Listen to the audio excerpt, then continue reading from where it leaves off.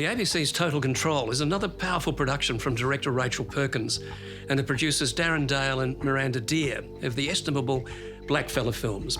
This new TV series features an Indigenous woman, Alex Irving, played with compassion and empathy by the great Deborah Mailman, who, thrust into the national limelight after an horrific event, takes on the conservative Australian political system from the inside. It's a powerful story with which Perkins, herself the daughter of respected and courageous Indigenous activist Charlie Perkins, obviously identifies. Irving, certainly at the start of this engaging series, has little of Charlie Perkins' courage or confidence and very little political experience, but she grows into her mission with tenacity by the end of the first episode. She comes to the public's attention at the show's start when she confronts a gunman outside a government office in Mount Isa, where she's come unsuccessfully, as it happens, to pay her mother's outstanding parking fines, having driven for hours from her hometown of Winton. The government of the day immediately takes an interest in Irving. The embattled Prime Minister, Rachel Anderson, played with steely reserve by Rachel Griffiths, sends a young aide, Harry Richardson's clean-cut Machiavellian Jonathan Cosgrove, with a startling offer to take up a recently vacated seat in the Senate. As she considers the unlikely offer, a parallel plot begins to develop as Jess Clark, played by Shantae Barnes-Cohen, an Indigenous teenage girl, is involved in an act of brutality by correction officers in Macaulay Detention Centre and manages to escape in the resulting mayhem after watching her best friend die. The scenes are shocking and harrowing and brilliantly choreographed by Perkins and her cinematographer Gary Phillips. Irving accepts the offer, raising more than a few eyebrows as the press discuss whether the PM's so-called captain's choice is an inspired one or a petty publicity stunt. Perkins' direction is fluent, stylish and lucid.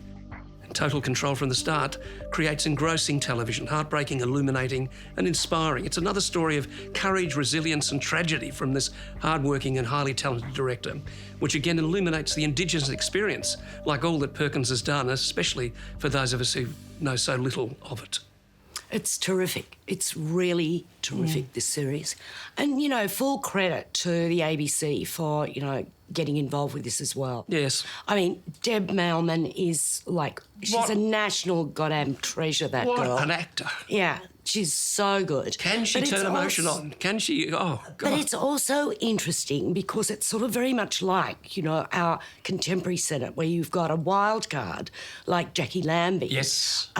You know, in a very powerful position in the Senate, and you have this Indigenous firebrand with her own agenda. Yes. In that same position. I embrace this so totally. Yeah, I think it's just been really well done. The performances, I love Rob Miller as her brother, and I love Trisha Morton-Thomas as her mother. I adore that woman's performance in just about everything she does.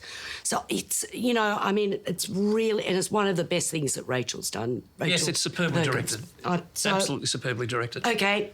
I'm going to give it 5 stars. 5 stars, all right, Margaret. I'll give it 5 stars as well. Talk to him about your wardrobe. He'll have some ideas, otherwise you'll front the press wanting to talk about domestic violence and all they'll want to talk about is the size of your ass. Are you fucking anyone at the moment? Don't look shocked. Some Neanderthal will find out and throw it in your face if you are. Don't fuck the wrong people. You're the right people. Just tell us about the genesis of the show. Where did the interesting ideas come from?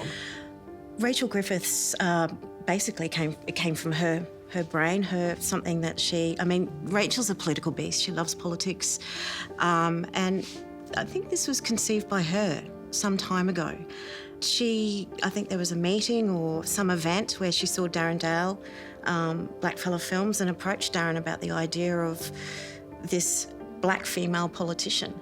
And Darren loved the idea, and I think from there they took it to the ABC, and it happened quite quickly from that meeting on, and now we have Total Control. Yes, I read in the production notes that Rachel had thought about it for about 20 years. She'd had this idea.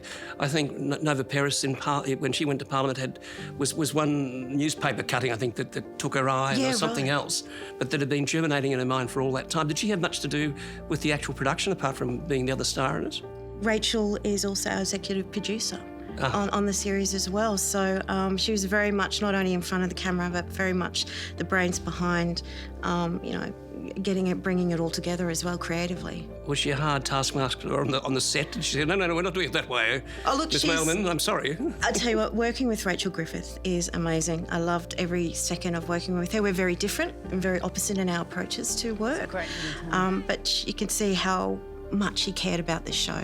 Did you need to research this? I mean, do actors over-research things? I didn't don't research anything. No, I didn't. You didn't look up the history of Jackie Lambie or any... No. I think because, and it was a deliberate decision because Alex is such a novice, you know, she's inexperienced, she's coming into this world she has no idea about. So I wanted to try and, for me anyway, just sort of stay close to that and be instinctual around that journey with Alex and as she comes in Parliament. So I really didn't want to come in with you know, a book of knowledge in any way. I wanted to sort of play it as it was happening. Is this a lesson to actors that you can actually just trust the words that you're given, trust the experience that you bring to it, and trust the fabulous people around you? Yeah. That's how you work, isn't it? You're very spontaneous. Yeah, I am actually. That's how I work. I mean, obviously, the research I do, the only thing I really do is make sure I've got the lines down pat. And turn up. And get it right. That's good enough.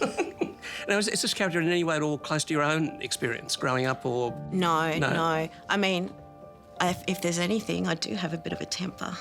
You do? I do. You never get to You're see the most it. placid, nice, well-meaning actor I've ever had anything to do with. Ask my husband. Ah, really? No, I mean, I think that was one of the great things of playing with Alex is that rage and that fierce temper that she has, that Mum says, oh, that temper's going to get you into a lot of trouble, girl. But, I mean, that I really like that because often I guess I'm probably more diplomatic in how I sort of behave and act, but there were moments I just went, this is how I want to be. A 16-year-old Indigenous woman died in detention 2 weeks ago. She had an asthma attack. Her name was Marcy McLean. Now, when I talk about being under threat, she's who I'm talking about. If I can stand up in the Senate, then anyone can. Publicity stunt or not, that's why I'm here.